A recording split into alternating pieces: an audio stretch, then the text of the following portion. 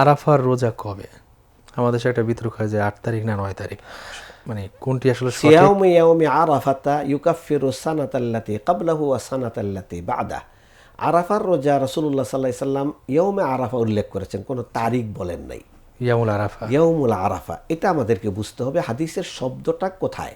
আচ্ছা, হাদিসের শব্দ সিয়াউম ইয়াউমি আরাফা বলেছেন রাসূলুল্লাহ সাল্লাল্লাহু আলাইহি সাল্লাম, আরাফার দিন। এখন আমাদের দেশে কি একটা আরাফার দিন হয় কিনা বা ময়দান আছে কিনা? আমাদের দেশে আমার দেশের হাজিদের জন্য কি বাংলাদেশের ক্যালেন্ডারের আলোকে আরাফার দিবস পালিত হয় কিনা? জি, তাইলে বোঝা গেল যে ইয়াউম আরাফা সারা বিশ্বের মানুষের জন্য একটা দিন, একটা নির্ধারিত জায়গা, একটা সময়। সেই সময়টাতে সাথে আল্লাহ রাব্বুল আলামিন দুনিয়ার আকাশে নেমে আসেন।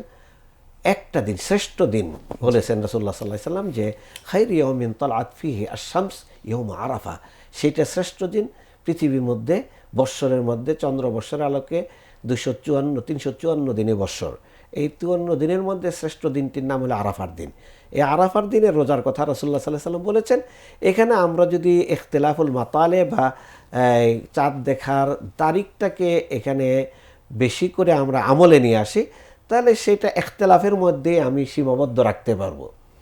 আমি ফতুয়ার মধ্যে আমার সমাধান চাবো না, আমি সমাধান চাবো কোরআন সুন্নাহর মধ্যে।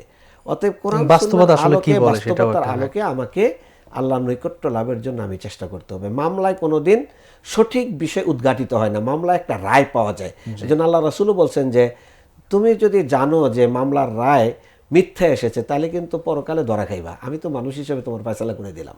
অতএব আরাফার কোন দিন এটা মামলা ফয়সালা করে মুফতিরা দিতে পারবে না, স্কলাররা দিতে পারবে না। রাসূলুল্লাহ সাল্লাল্লাহু আলাইহি সাল্লামের মানহাজ এবং সুন্নাহ অনুসরণ করলে তিনি সিয়াম ইয়াউমে আরাফা বলেছেন।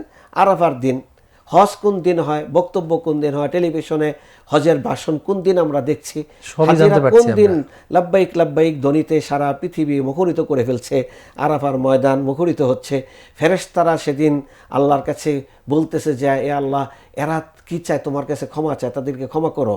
হ্যাঁ, ফেরেশতারা তাদের জন্য আল্লাহর কাছে ক্ষমার সুপারিশ করছেন। আল্লাহ রাব্বুল আলামিন সেখানে সবাইকে ক্ষমা করে দেন। এমনকি ওই যে মুহাম্মদ বিন মুসলিম, তিনি কি বলেছেন, তারও পাপ আল্লাহ রাব্বুল আলামিন ক্ষমা করে দিয়েছেন। এরকম আরাফার দিনটাকে আমার মনে হয় যে কোনো ভিন্ন চিন্তার মাধ্যমে এটাকে মিস করা উচিত হবে না। যেহেতু আমরা আরাফার দিনটা সরাসরি জানতে পারছি এখন, সেই দিনটা আরাফা রোজা রাখাটাই উত্তম বা সঠিক হওয়া উচিত। আমরা আসলে আমাদের দেশে ক্যালেন্ডার তো সংস্কার করা একটা উদ্যোগ নিয়ে আলেমরা নিতে পারে বা সরকার নিতে পারে। আমাদের 3 ঘন্টার ব্যবধান হতে একদিনের ব্যবধান হতে পারে না, কোথাও একটা হয়তো ওরকম গ্যাপ থাকতে পারে বা আছে।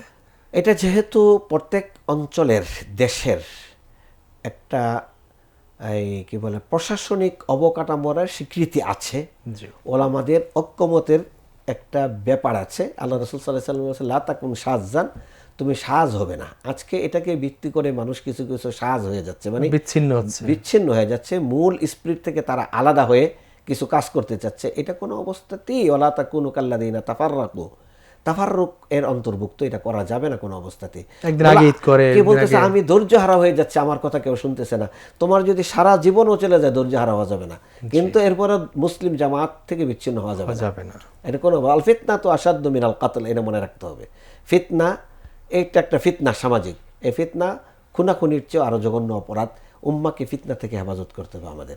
আল্লাহ জিহাদ ফরজ করেছেন অমুসলিমকে জোর করে মুসলমান বানানোর জন্য নয়, আল্লাহ জিহাদ ফরজ করেছেন পৃথিবী থেকে ফিতনা দূর করার জন্য। এটা আমাদের মনে রাখতে হবে যে তুমি আলাদা যারা মানে ঈদ করে এটা উচিত কাজ নয়, আসলে এটা উচিত কাজ নয়, কোনো অবস্থাতে শরীয়ত দৃষ্টিতে উচিত কাজ নয়। এটা পুরা উম্মার ঐক্যমতের ভিত্তিতে এটা প্রতিষ্ঠিত হইতে হবে। তারপরে এটা সরকার ডিক্লারেশন দিতে হবে। আমাদের দেশে ইসলামিক ফাউন্ডেশন আছে, গভর্নমেন্ট আছে, ওলামা পরিষদ আছে, সবাই মিলে আলোচনার ভিত্তিতে ফয়সালা হলে তখন এটা করা যাবে, এর আগ পর্যন্ত করা যাবে না। জি।